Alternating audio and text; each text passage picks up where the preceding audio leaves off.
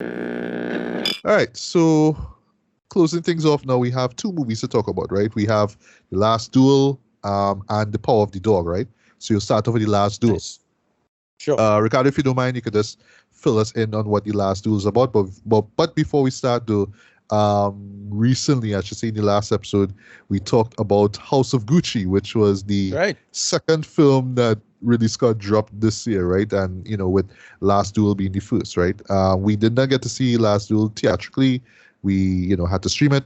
But House of Gucci we saw theatrically, and we were somewhat let down by what we got here. But even then with our review, we were like, we kind of hope that Last Duel would be at least better, right? But here's the thing now. Before you start, Ricardo, this right now, was a flop. Like, it was a huge flop.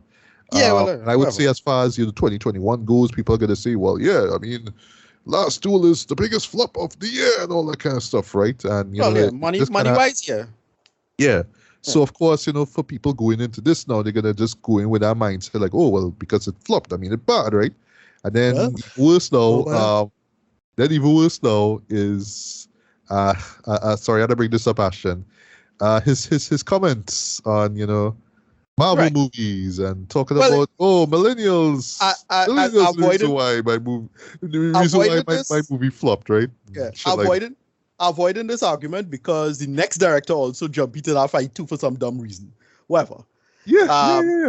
A tired is not an argument. I don't care. So I mean, we love Ridley Scott, right? Even though he'll drop a kind of. He have hits, of course, but he'll have his misses as well, right? Right. But yeah, I mean, I know he has not been taking this flop thing very well. Even quite recently, we talking about the reason why this it's just millennials don't understand this and they don't have patience, blah blah blah, and it's all this kind of stuff, right? But it's just him more or less complaining about why people don't like the movie, right?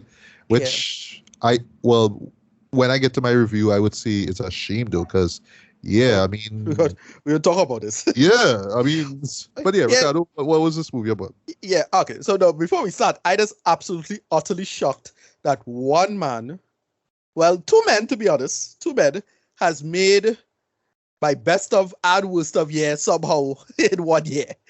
I know, right? Anyway, so basically it's a Rashomon style story about a sexual assault, and how the sexual assault and how this story is to be resolved is via the last duel, the literal last duel in France that has ever happened. And they say, okay, this is the last time they're going to do it. They have a whole thing, and it's all of that jurisprudence. Well, sorry to cut you, but to be fair, after this, it just like the powers that be just kind of realize, all right, this not only is this shit barbaric and just it's disgusting, fucking brutal and disgusting. It really don't make no sense at all. So let's just stop this, right? It's just there's absolute nonsense chicanery when it comes to legal jurisprudence and how absurd the law can become and how it used to be honest. Right. So what it does, it frames again a Rashomon style story about a sexual assault from the perspective of three characters. Jean de la Carouge. Don't know if I pronounced that correct. My French was terrible. Mine too. So I know you're gonna try. So this is Matt Damon's character. Then it's from the perspective of Jacques Legris. This is what do I call him? Adam Driver. Adam Driver, right? Adam Driver's character, right? And then, who, by the way, of course, was in House of Gucci too, right? Right. Yeah. Well, and Lady Marguerite, who's played by what's her name? Nicole. Sorry. Jodie Comer. Last time we saw her was in Free Guy. She was in Free Guy. Right. Yeah, I didn't even know that till after. I was like, oh shit, how's your what? Okay. Yeah. That's where she's from. And that's what it is. So the story plays itself out from so Matt Damon's character, he was Caroline War, I think he was in. That's I barely remember my history, right? But all right. Yeah, he was in Caroline War. Yeah. Right, thank you. Right. Right. He come back, he's basically just this big, brick shit house character. Huge, bulky. Shocking to see him this bulky, actually. I know, boy. Yeah. And he have to get back. Basically, to get back his money, he had to marry. He, get with her in terms of like what the land have to be and that whole thing. And then, basically have to address what was done and why was done in terms of the drama. He accuses Jacques of assaulting his wife, and thinking that they have a whole thing involving Pierre, another character. He was great. The aspect of who doing what and why in terms of land ownership, right? Then the other perspective is from Jacques' perspective, right? He has the trust of Pierre, and he, upon meeting Marguerite, he can't believe that Marguerite would be this assholder, this brute, and it has a whole perspective about how he feels the perspective is and how we should think about it. And then Marguerite herself, she kind of brings a perspective about what it is really went on, because she, to me, if anybody, would be the closest to an objective perspective, because agreed. Corroborating, she is the overlap, right, of two perspectives. The whole thing involving her failure to become to heir sire, all of that pressures on her about the time and what women had to go through at that time, and just getting into the who, when she get pregnant and why and how, and the paradigm involving all of the aesthetics of this whole messy situation. And yeah, that is basically it. It's, again, if you know the movie Rashomon, just different perspectives from different peoples and how to square the story. And I absolutely loved it. I thought this movie was nice. awesome. I thought I was the only one. I thought it was great. I did not expect this shit to be as good as it was. Yeah, it was pretty badass. It was just, again, the conceit is great. You can't go wrong with a conceit like that. If you're telling it right and you put forward the conceit of it really, really well, you can't go wrong with it. Because you're really, what it does is it caters to the biases of the characters, but it also caters to the biases of the audience as well, right? That's why it playing with your expectations about, and a big part of it is gender, right? That's the central conceit. Lady Marguerite has very little agency in all of this, and it's how she have to navigate that nonsense, with the whole thing, and then they make it work in terms of Jacques versus Jean, and why they bounce off each other really well, and then everybody just played their role really, really well, and main reason, I can't believe it. I can't believe I say that. Ben Affleck, he's really fucking good at this. Yeah, he was as Campion. He was. I didn't expect. He was so hard at this. I watching this like, wait, Ben Affleck in 2000. Like I forget. Oh, you didn't know it was him? No, it was him. Was it? I didn't expect such a great character and a great turn to come from him, because I still mad over him and Batman there. BVS, right. I still mad over that bullshit. So I was like, but this real hard though. Like, I didn't expect it to be as good as it was. I had a ton of fun with it. It really works in its conceit. It is sadly, unfortunately, great films suffer in the box office. Look, we're still going through a pandemic. Still a lot of people won't feel it, even though you had to really do something to get people to come out to their house, and this is not the movie to do that. It should have probably gone on HBO Max or some streaming service, to be honest, for what it is. But I can't believe I enjoyed it as much as it did. As I did, mostly because I was expecting something slower, but really what we get is Rashomon, and Kingdom of Heaven. Like, it is, in my opinion, this is about as good as the director's cut of Kingdom of Heaven. So agreed. Well done. Just everybody bounces off each other so well. The conceit of it is a simple conceit. Rashomon, can't go wrong. And then we get the performances, and that's what everybody hold it, right? Adam Driver was great, right? Because everybody's forget Adam Driver was an actual Marine. So yeah, he's like huge. Like, how Gucci just make him still look like a weird pencil neck person, which is like, with credit to that movie, it got a lot of the costume stuff right. But people forget that Adam Driver is a kind of a bulky dude, so he's big. And then Matt Damon somehow pull off to himself to be a big bulky dude, because he's not the born slicky thing. No, just carried around armor, just have to walk around like the goddamn thing. And it's just huge dread. And the violence and the actual action when everything came to a head was just brutal and visceral and great. And I couldn't be mad at any of that. I absolutely loved it. Absolutely loved it. Yeah. Get a call and I'll give a rating because this was hard.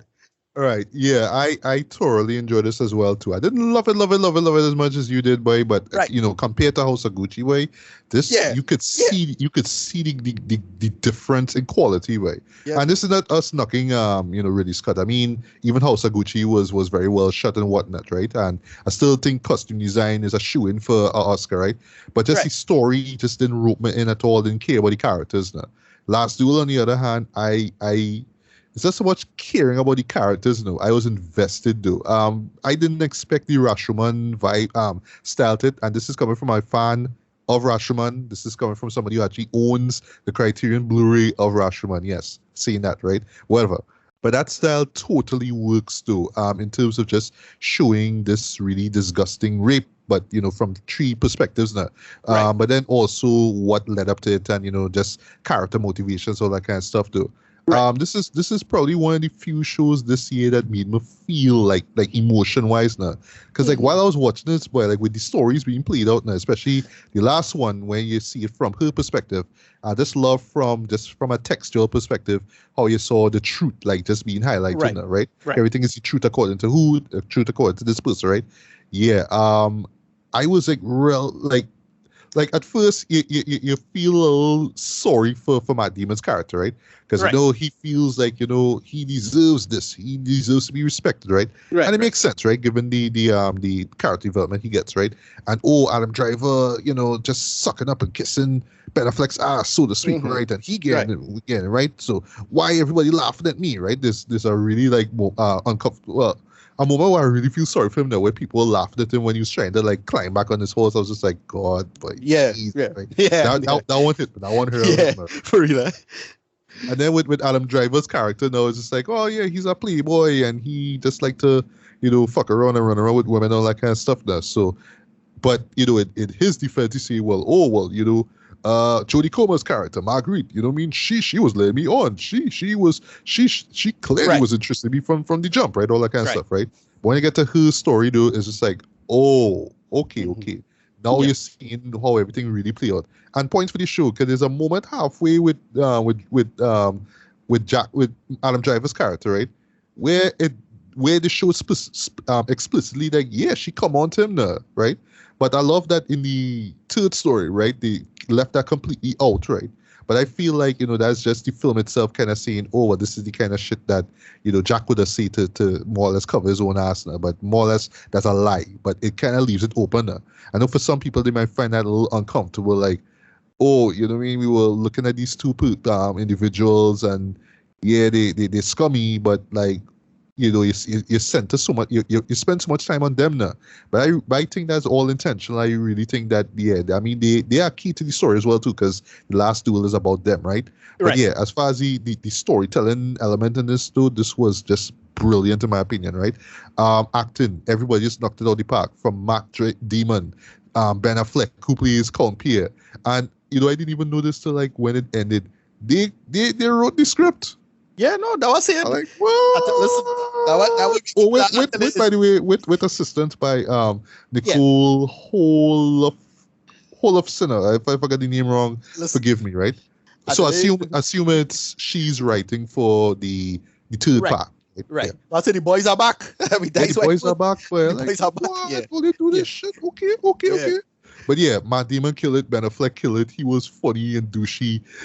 Adam Driver was just scummy, but real scheming at the same time too. There, they can get where everybody coming from, why they move the way they do, Dread. But as I said before, this film made me feel something. While all through this, leading up to when it reached to her story, what I started to feel was just flat out anger, Dread. I just felt so pissed off, boy. Because at first, all right, well, Adam Driver he's a douchebag. We should hate on him, Dread. But then Matt Damon trying to show he true colors. I'm like, nah, boy, why, boy? There is a moment. Slight spoiler. There's a moment where after Jodie's character reveals to him what happened to her, his reaction to that, boy, when I see that, I Yeah, get so pissed, boy. I was yeah, just like, nah, well, dog. it works. It I really, have really no works. respect for them now. Yeah, So by the time when the duel starts, no, when no, they're but going on, it's like, they're yeah, bouncing they should smart. die, Jen. Both of them Yeah, should die. exactly. That's why it so works so well. Because it bonks smarter. Like it had you going. It plays with your expectations. Like they really had you going one way and then say, all right, like just flip it back. And then they say, all right, no. Let us stop here and then catch you with this reveal here. Like, all right, well what the fuck then? Like Yeah. And speaking of WTF, boy, this show like brilliantly shows just how messed up the patriarchal system at the time right. was now, you know what I mean? Right down to the whole rules and the idea Yeah. behind the duel and what would happen if Right. if Matt Damon's character loses now, it's just this is in God's eyes. So, Right. if it's revealed that Marguerite was lying, we will hang her and we will and burn her to death and all that kind of stuff. Right? It's like like all this serious, right? And it's so blatantly, I just like wow, boy, wow. And you could see the reactions by the female characters when you're hearing this news. It's just like what? Yeah, no. It just made me feel angry, by like, swear to God. But I still enjoyed it regardless though. Cinematography, same guy who Darius Wolski. He worked on House of Gucci as well too, right? Right. So yeah, they look both films look great. Don't get me wrong, but yeah, Last Duel looked way better because I mean it's a period piece and you hit the nail on the head. It has a Kingdom of Heaven vibe to it though with these sort of washed out, wintry kind of colors and all that kind of stuff, right? Yeah. What else? Just the way how the characters bounce off each other, though. Like Matt Damon and Adam Driver. Just the way how they bounce each other work as well. I love that even though they were scum and I hate them, they still give them layers.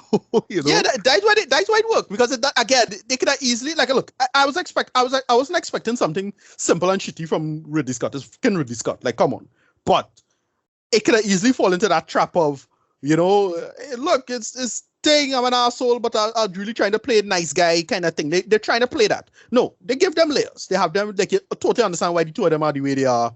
You totally understand why they are products of the system in that way. They make it work in that way. I mean, it really like nailed that. He did. If it have another old man director that I love in right now, a little more than Ridley, because I didn't expect him to come with so much heat this year. But also, right, Ridley, he up in the age, so he see plenty bullshit, right? And he from his perspective, especially as a Hollywood director, you could see he really had an understanding of the material and how to make it frame well now, right? So that's why. Yes. Yeah. Right. A couple more things before we get to it, right? As for the duel itself, my God, boy, it is brutal, boy. Like, not overly shocking, but just how it plays out, just how grim and just dirty, and just how messy it was, though. Yeah, it totally worked, and that's the outcome of it caught me completely by surprise. And the way how it ended was the show itself ended though. I thought was great though. Honestly, and for me, the MVP in the show had to be Jodie Comer, boy. Just so committed to this performance, though, and she just gave it her all, and it worked, right? Now I know some people especially like some feminists, some Me Too people might come and say, well, no, this is a poor way of telling the story, and the Rashomon thing doesn't work, and what are you trying to say here? Like, maybe they could dive in and say what doesn't work about what's being said or what isn't being said. But I got everything that was supposed to be told about the story. Exactly. And it really just shows just how disgusting that system was back then, Jen. And just the mere fact that y'all have this duel, basically, right? This joust to settle this, and the outcome is God is the one who decides the outcome, and not the guys who in the duel. Like, it just makes no sense there, but you could understand why they bought into that even back then, right? So yeah, so while House of Gucci is a L by, Last Duel is definitely a W by. It's a shame that it flopped, but I would say just before I get to my rating, I would say it's because of I don't think it's the nature of the show. I don't think it's about the content or what it's trying to say. I think it's just the genre. I think people probably when they see medieval films, they expect a ton of action, a lot of war. They expecting Braveheart again, right? And Kingdom of Heaven. So when you hear it's about this rape and this stuff, is like, well, why watching this for? You know what I mean? And you probably think that it has no action, it's just the duel, but there is action in spots throughout it, and they're Right. brutal and they're well done and whatnot. But I think it's just people's expectations that led to its flop, right? I don't think it has to do with the content at all, or maybe I'm wrong, right? But yeah, rating wise, though, I'm gonna give this a strong 4, boy. This is an absolute must see. Yeah. This should make it to my top 10 for sure, or Yes, it definitely yeah, is or for me. top 20, whatever it is. If not, it might be an honorable mention. But please, folks, please, Ashton, please don't skip on this one. Forget the whole is a flop, and forget the rants. Sorry, not rants, but just the comments that Ridley Scott saying about millennials and all that kind of stuff. I mean, it's a shame. It's unfortunate, but I think it's just expectations, what people expect to see from a show like this, right? But whatever. This is a real deal, though. I think just to end things off, maybe he should have given himself like a little time off and then work on House of Gucci. Because literally right after he finished this show, he went to work on House of Gucci, and well, it didn't come out good. He could have given himself a little grace period, but I mean, I understand the man in his mid-80s, he want to knock this film out. So hey, whoever. But yeah, Ashton, definitely check it out, folks. Listen to this Last Duel. Because I mean, it have been actors and people involved that I am big fans of. Matt Damon, Ben Affleck, right? And Alan Driver. I'm big fans of all three of them fellas, So right. There's a no-brainer. And plus, I like period pieces that set in medieval times. Right. And let's just be real. If there's a period piece set in medieval times, rape was like sneezing. So that's just you know what I mean? You sneeze too hard, you accidentally rape somebody. Well, sorry, not accidentally. You might intentionally rape somebody back in them days. Right. And last thing, no weird shitty accents. None. Thank you. None. No, Jared Leto accents in this movie, right? Because here's the thing, if Goucher Gucci didn't like lean into the accent thing so much and just say, if they just everybody did what Jeremy Irons did, it would have been mostly fine. But like they really try to double down on the accents thing, Judd. Like, nah, man. You guys for real. Like English accent that he does? No, okay. Jeremy Irons in House of Gucci. Really bad. Yeah, it's really bad, so I don't understand. Yeah, no, in House of Gucci, what he did was like this kind of halfway kind of thing. But that was like it was all right. Like he trying to accent, but he's trying to balance it. But everybody trying to basically sound like Mario Brothers now. So like in the context with the rest of them, it didn't work at all. That's why that movie. That's the main reason why that movie didn't work. Like if everybody attempted it to like him, it could have kind of work maybe. Yeah, agreed. But yeah, Ricardo, last words written. I know you love it, so yeah, take it away. Yeah, I liked it a lot. I just had so much fun with this. Yeah, 8 out of 10, closer to 9. Just a ton of fun, Joe. Like holy shit! Like I didn't expect it. I didn't expect to enjoy it as much. I, again, went in with relatively low expectations and then came out like loving it. Right. Yeah. I mean, like we said, Last Duel is a real deal, right?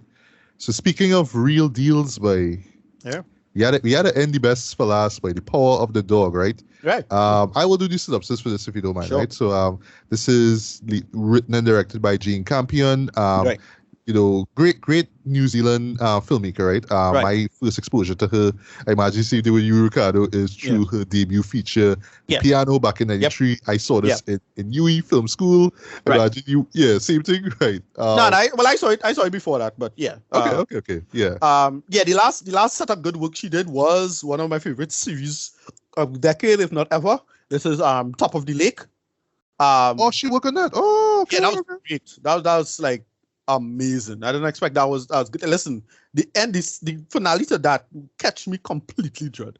Like I totally recommend that. But yeah, now the last so she's great. Yeah, go ahead. Yeah. Okay. Yeah. So this just like anytime I'm not versed in all of her films, right? But the Piano is definitely one that a lot of people were talking about back then. It was one of those movies everybody was talking about back in '93, right?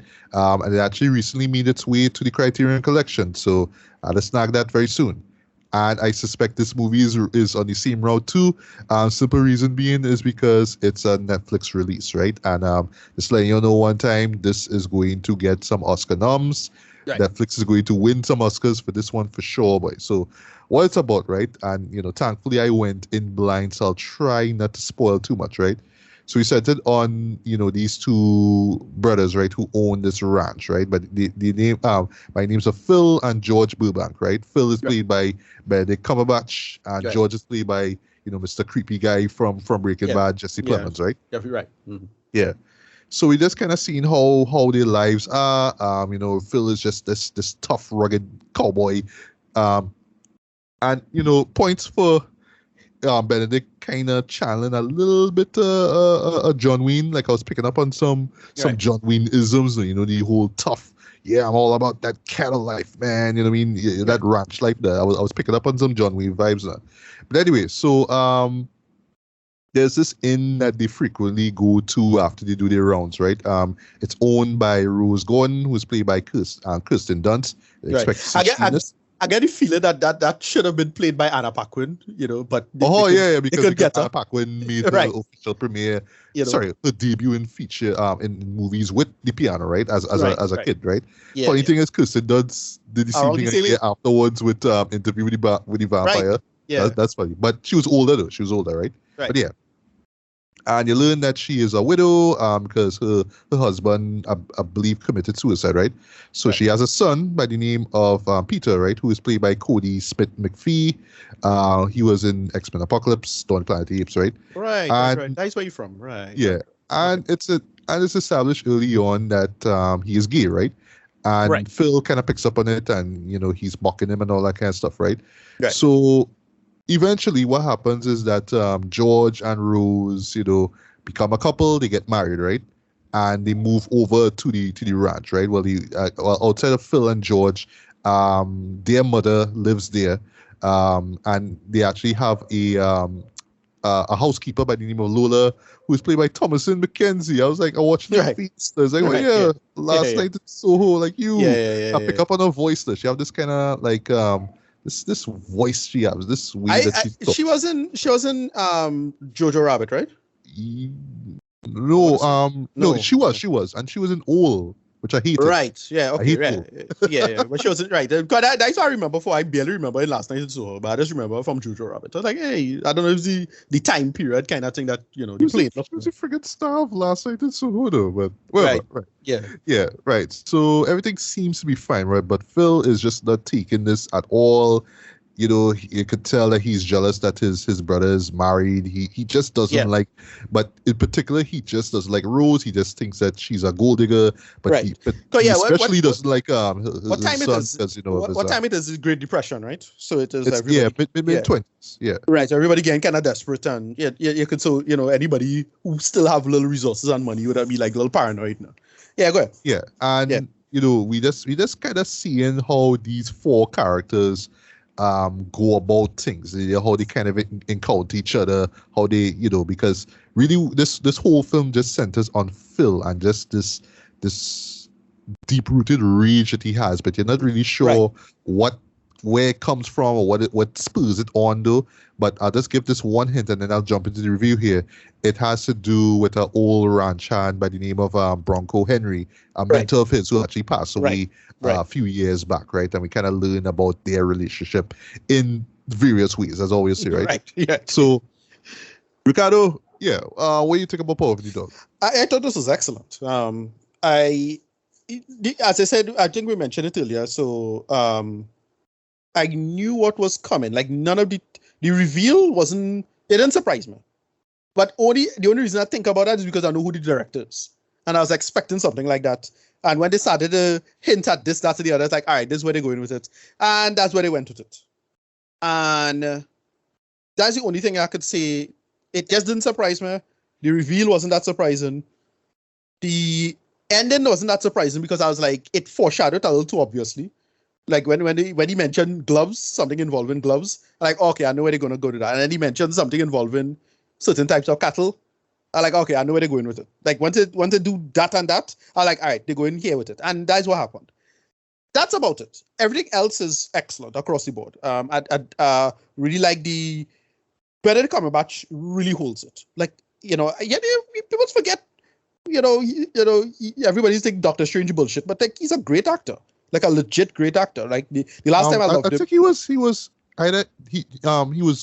did he win an Oscar? Right. I know he was nominated for one, but I can't remember if he won it. For what do you call it? The let me just find it. Imitation Game. Yes. Right. Yes. Yeah. Right. So I forget how much of a great actor he is. You just forget because I always have Doctor Strange on my brain, unfortunately, right? Not the best film person, right? It's Doctor Strange and Sherlock. That's all. Yeah. But he really gets into this character. You buy that he's this character. You forget that he's Benedict Cumberbatch. And he really got into this character and why it worked. And his bullying, his attitude, his rage, internal rage and anger. Why it manifests in that way. And then he bounces off Jesse Plemons so well. Jesse Plemons is such a bum. And how he kind of just pony one and dotish. But again, the psychology of the whole thing plays off. Kirsten Dunst, she was pretty good in this. Just the subtle little feelings of fear, how she gets into it. They do something involving alcoholism that I liked. Just hiding her feelings. It's a subtle acting, and she Campion really gets the rules out of it. And then this guy, he's a relative newcomer. I barely remember him from X-Men. It's only when you mentioned, Nightcrawler in that terrible X-Men movie, right? That was it was bad. It was pretty bad. And but I thought he was pretty good in this too. And where they go with it, like there's this really moment. That one moment I catch me is with the rabbits. With rabbits. Yes. And that gets me off guard, but I wasn't like, that makes sense too. Like, when he mentioned something earlier, I was like, right.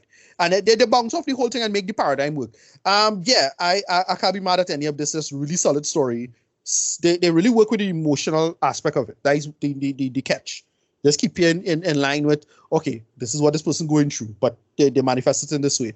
And this is why they do. And there's very, very complex emotions, just good filmmaking and good storytelling across the board. I think this was a book, right? If I remember correctly. And it was based off a book, yeah. Okay, right. Yeah, yes, solid material, as it is. I can't be mad at any of it. I have no major complaints at all, like, to be honest. Like, it other than the fact that it was a little predictable end. Because I went to this completely blind, and I kind of call almost all the big beats on what was going to happen. And I think I get like a 100 out of 100 with that. But that's about right. But I can't be mad at any of this. This was excellent. Really, really well done. Yeah, go ahead. Yeah, if I just have just a minor gripe for me though, I felt like in the not so much the second act, but near the end of the second act, almost up to the climax, sorry, I felt like we didn't see Jesse Plemons for a while. Like the story just kind of shifted to Benedict and Cody's characters, right? That's just my one gripe, right? Also, as far as where things were going, like I was kind of thinking about it mentally, but I was just kind of watching the film, seeing how things would play out, right? Without spoiling anything, a character near the end just drops one word. Okay. And swear to God, when that one word dropped, it just made me rethink about everything I saw up to that point, though. And I was just like, holy shit. Wait, wow, Dread. Yeah, I loved this film, Dread. It's not so much about the twist, though. It's just the build-up of the story. And it did remind me, even though I haven't seen Piano in ages, it did remind me of the feel of that film, where it's like you think characters are all innocent, or they're just the way they are because the way they are, but there's all these subtle things about them, and then it's how they build tension, but in a sort of a non-violent way, but in just a very subtle way, but it still keeps you on edge, though. So yeah, while I was watching this, I was just feeling this kind of unease, like, okay, it can't just be about Phil and his homophobia. It's not that. It had to be something else. And then they just bring in that whole thing with his brother getting married to Rose, right? As far as with Jesse's character, I thought that he played that character very well, though. Yeah, he's a bum and whatnot, I thought he was good, but you really feel it for him though when him actually hooking up with somebody as nice as Rose. You're like, I felt happy for the man. It's like, but I know things is gonna go south now when Phil comes, like, oh wait, you married this woman? What? Listen, that part of the bad Jojo, it's like that had me uncomfortable as hell. Like, Jesus, so it's a moment basically, right? So it's Rose. I was like, was this deliverance or something? What's going on? Yeah. the dueling banjos. You know? Yeah, so basically it's Rose on piano and Phil on banjo. That's all we'll see. That's all And we'll that see. had me on edge as well, boy. But it's a solid scene. It's really good, dude. Like, it's how it was cut into it. The editor, like you hear it, and then they play it, and like wait. It's like, guy, I really thought it was going to escalate to something different. I'm like, jeez, boy. And Me then too. Me too. Yeah, but it's just it makes sense in it with about his character. Like that to me, from a character perspective, that makes perfect sense. Like it like everything about it. So like especially when they wrap up everything and what was going on with him. So like, all right, cool. Yeah. Agreed. But when that word dropped now, I was thinking about like where Rose's character was going, for example, because I would say without spoiling much, things get life-threatening, right? And I was just thinking about that word again, like, oh, maybe this is what was going on behind the scenes, but they don't say it at all. They just kind of leave it open, right? So I just honestly assume that deeper things were going on, like somebody really had it out for her. That's all I'll say, but I could be wrong, right? But how it comes back now in terms of what happened to him now, it was brilliant, because I was watching is basically a scene climax that plays out. I just watched it closely, like, oh, but it's seeing something else as well, right? Want to keep things as vague as possible, right? But it's the plan coming through as well, and it's just a shot that they show you, and it's like, again, when that word dropped, it's like, oh, that's how it happened. I thought it was with the scene that the show kind of had me zeroing in on. You know what I mean? Right. Also, speaking of music, before I forget, Trent, while I was watching this, it has this unset, like it has, the nice little, orchestra music and stuff like that, right?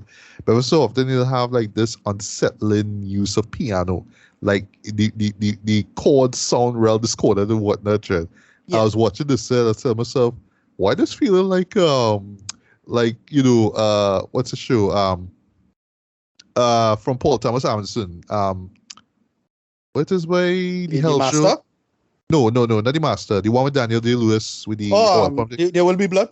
Yeah, there will be blood. Sorry. Yeah. And then I look at the end credits. It's like, oh yeah, Johnny Greenwood. Johnny Greenwood. Yeah. Of course. Right. Well, I mentioned the Master because Johnny Greenwood did that as well. I know. Like he frequently collaborates with Paul Thomas Anderson. Even in Phantom Thread. I don't want to say anything beyond that, because if you remember the events of Phantom Thread, which was a top tier movie for me. But yeah, go ahead. Yeah, I love it. One of the best in the decade, right? Yeah. Speaking of that, though, Gene Campion and pianos, boy, I thought it was real funny. Yeah. No, she really likes your piano. Yeah. I'm like, wow.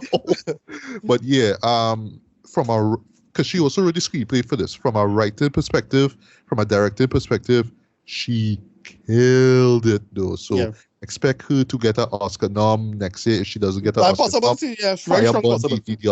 The Academy Awards, fireburn them. Yeah. And, I'll be happy if she wins, especially for Best Director.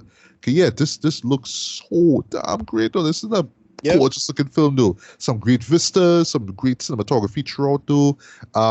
Both day and night shots as well, too. Acting, Benedict Cumberbatch killed it. He should get an Oscar nom as well, too. Kirsten Dunst, she was great as well, too. I didn't expect her character to go as far as it took her. I'd be happy if she got nominated as well, too. Cody, he did a great job as well, too. I love how subtle his performance was without like being all explicit about who he is and whatnot. You could understand why he is the way he is, but I love that they give him more depth, especially in terms of what he wants to be. That's all we'll see, right? He wants he wants to be a surgeon, but I'll stop right there. I don't want to go any further than that, right? Jesse Plemons was great as well too, although I just felt like at a point in time, in the second to third act, he was just like missing, like he wasn't there. I thought that was kind of off, right? But yeah, this whole show rides on Benedict's shoulders, though. I love the character development that they give him, and it makes plausible sense, though. Like it makes logical sense why he is who he is, because that's what the show's about. It's just really exploring why he's always this angry, why he's always this macho and all that kind of stuff. And I mean, at the heart of it all, it's all about just exploring that whole macho cowboy thing, right? But just through this really intense family drama, right? Well, slow burn intense family drama, basically, right? But yeah, boy, the reveals about him, though, unsurprising, but at the same time, it's like, wow, but like, wow, like this is how far you go to keep that deep rooted, by geez, you know what I mean? Yeah. But it's all done in that whole sort of, it's the whole, not art cinema, but all, the whole film festival kind of vibe where it's like, we have to have those few scenes that people are going to be talking about. There's a couple of those, right? And one of them is that scene, Banjo versus, see, that one is going to go. That was the best moments of film this year. For real, boy. And just the way how the story just all plays out there, especially when that line dropped now. It's like, well, yeah, boy. And I just found myself just thinking about what happened before and what it all led up to, right? And it totally works, Stretch. So I was hearing a lot of praise and a lot of hype for this movie since even before it even came out on Netflix, Stretch. Like winning awards and people seeing the guy win Best of the Year and all that. Sorry, shooing for Best Picture of the Year. I can't say that right now as far as the Academy Awards, though, but I'd be happy if this one wins, though, unless something better comes out between now and, I don't know, February or next year, whatever, right? But yes, folks, this is the real deal. Netflix going to win some Oscars for this one. Yep. I'm going with a decent 4.5 out of 5 for this one, man. This is one of the year's best movies, bar none. I would say that just in closing, unless you're just not a fan of slow burn movies, unless you're not a fan of westerns, unless you're not a fan of dramas, yeah, this is not going to be for you, boy. But for everybody else, if you're just looking for a great film to end off 2021, yeah, definitely check this out. And for sure, this is going to be this is top 5 material for me right here. I'd say now one time, this is top 5 up there for me, man. So yeah, Ricardo, last words, read it. Yeah, listen, look, none of it is bad. Again, the only issue I had, if anything, was it's a little unpredictable, and that's about it. But other than that, truly fantastic. Didn't expect to enjoy it as much as I did. I want to say, I get another 8 out of 10. It just works so well. Yeah. Closer to a 9. Yeah. Nice. So yes, Ashton. So we recommend 2 great shows for you to check out now. So yeah. Very nice. Yeah. I kept going over to Netflix and not recommended. So I was like, I'm gonna have to give this a chance sometime soon. So it's always good news to hear when guys picking up movies that you want to see, because that's a little blessing in disguise, right? Well, thank you. That's